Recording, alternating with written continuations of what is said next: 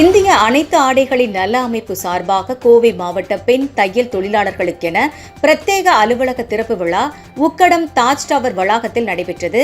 இந்நிகழ்ச்சியில் தமிழ்நாடு கட்டுமான தொழிலாளர்கள் நல வாரிய தலைவர் பொன்குமார் கலந்து கொண்டு புதிய அலுவலகத்தை திறந்து வைத்தார். அப்போது மத்திய அரசு தாக்கல் செய்யவுள்ள மத்திய பட்ஜெட் எல்லா மாநில வளர்ச்சிகளுக்குமான பட்ஜெட்டாக இந்த முறை மத்திய அரசு தாக்கல் செய்ய வேண்டுமென செய்தியாளர் சந்திப்பில் தெரிவித்தார். மத்திய பட்ஜெட்ல நாங்க நிறைய எதிர்பார்க்கிறோம். செய்யக்கூடிய இடத்துல மோடி இருக்காரான்றதான கேள்வி. இதுவரையில் தமிழ்நாட்டிற்கு மிகப்பெரிய துரோகத்தை ஒன்றிய அரசு செய்திருக்கிறது. எய்ம்ஸ் மருத்துவமனை என்னாச்சு?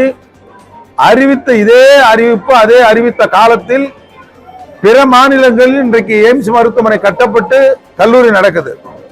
ஆனா தமிழ்நாட்டில் ஒன்னு ஒத்த செங்கலோட இருக்கு. இப்பதான் காம்பவுண்ட் போட்டு இருக்காங்க. மெட்ரோ ரயில் 2ஆம் கட்ட திட்டம் இதுவரையில் ஒன்றிய அரசு அதற்கான பங்களிப்பு கொடுக்கவில்லை. மிகப்பெரிய அளவில் இயற்கை சீற்றங்களால் பாதிக்கப்பட்ட பொழுது அதற்கு ஒத்த பைசா பணம் கொடுக்கல. மிகப்பெரிய இழப்பு ஏற்பட்ட போது கூட இந்திய பிரதமர் வந்து பார்க்கல.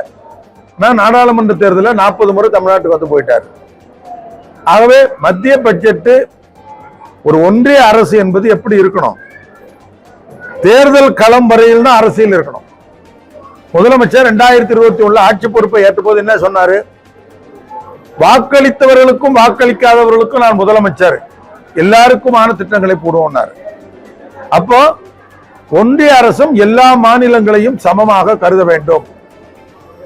தேவையான நிதி பங்களிப்பு அளிக்க வேண்டும்.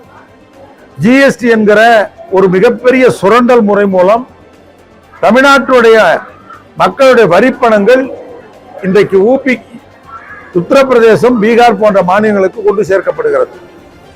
இதெல்லாம் இல்லாமல் ஒரு நியாயமான நேர்மையான பட்ஜெட் இந்த முறை ஒன்றிய அரசு தாக்கல் செய்ய வேண்டும், தாக்கல் செய்யும் என்று நம்புவோம்.